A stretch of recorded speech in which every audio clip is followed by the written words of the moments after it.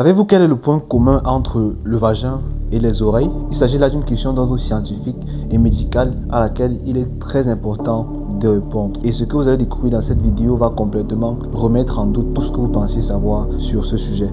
En effet, il s'agit des deux parties du corps humain qui sont capables de s'auto-nettoyer par elles-mêmes. Alors accrochez-vous, accrochez vos ceintures, prêtez-moi une oreille attentive parce que je vais vous dévoiler la vérité que vous ne savez pas sur l'utilisation des cotons-tiges et sur la toilette vaginale. Avant de commencer, permettez-moi de me présenter. Je m'appelle Descartes, je suis étudiant en médecine et sur cette chaîne, je produis du contenu qui vise à éduquer les gens sur les sujets de santé, sur leur propre corps, afin justement de promouvoir le bien-être. Si ça t'intéresse, je t'invite donc à t'abonner et à liker. Entrons à présent dans le vif du sujet.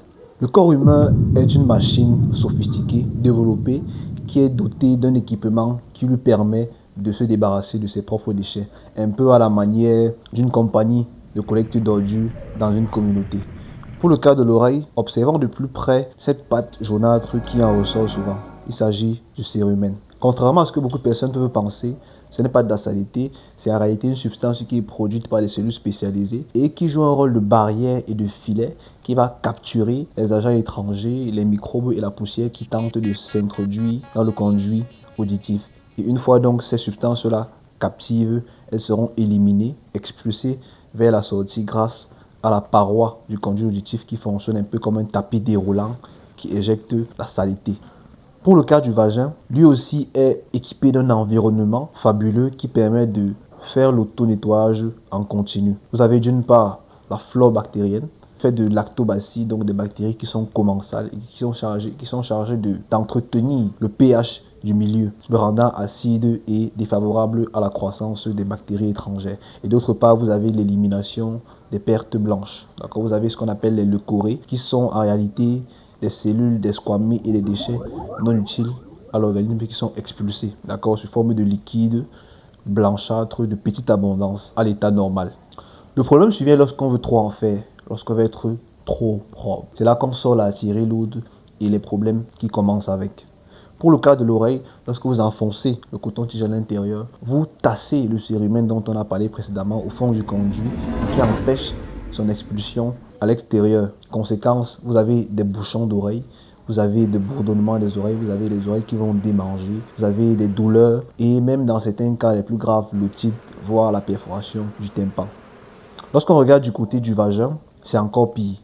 L'utilisation des savons antiseptiques, l'utilisation de produits et de lotions en tout genre va altérer le fonctionnement des lactobacilles, détruire donc les germes qui sont censés réguler l'acidité du milieu et la conséquence sera donc l'installation, la colonisation de bactéries pathogènes et de mycoses. Ironie du sort, c'est souvent lorsqu'on veut se débarrasser d'une odeur qu'on crée l'infection et qui va davantage majorer cette odeur nauséabonde. La question qui se pose, c'est donc, que faire? Est-ce qu'il faut rester entre guillemets sale? La réponse est bien évidemment non.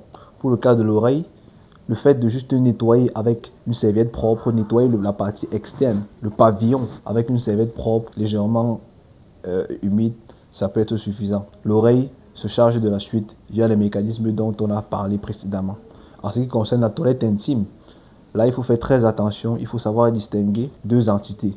Vous avez d'une part la vulve, la partie externe, qui elle se nettoie à de l'eau propre et du savon, ou même tout simplement à de l'eau courante. C'est amplement suffisant. La zone interne, par contre, le vagin, la zone interdite, on n'y touche pas. Pas de savon, pas d'eau, pas de parfum, pas de déodorant, et j'en passe. On n'y touche absolument pas. Vous vous rassurez juste de porter des vêtements amples et en coton pour favoriser, n'est-ce pas, l'écoulement des fluides. Et mon conseil final, le voici. Lorsque vous avez des symptômes persistants, ça peut être les oreilles bouchées, les oreilles qui démangent, les oreilles qui font mal, un écoulement des oreilles. Lorsque vous avez des pertes blanches qui sont abondantes, nauséabondes ou même sanguinolentes, simple, vous rencontrez le plus tôt possible un professionnel de santé, c'est-à-dire l'otorhinolaryngologiste qu'on abrège souvent ORL, qui s'occupe des oreilles, qui est le spécialiste des oreilles. Et de l'autre côté, vous avez le gynécologue qui s'occupe donc de la santé intime de la femme.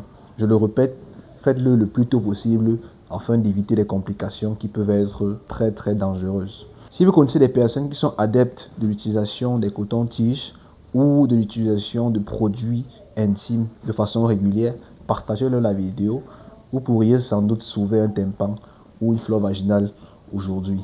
Je vais vous laisser avec cette question en suspens. C'est quoi la réelle utilité des cotons-tiges? J'attends vos réponses et vos avis dans les commentaires. Et on se donne rendez-vous dans de prochaines vidéos pour une médecine au-delà des limites.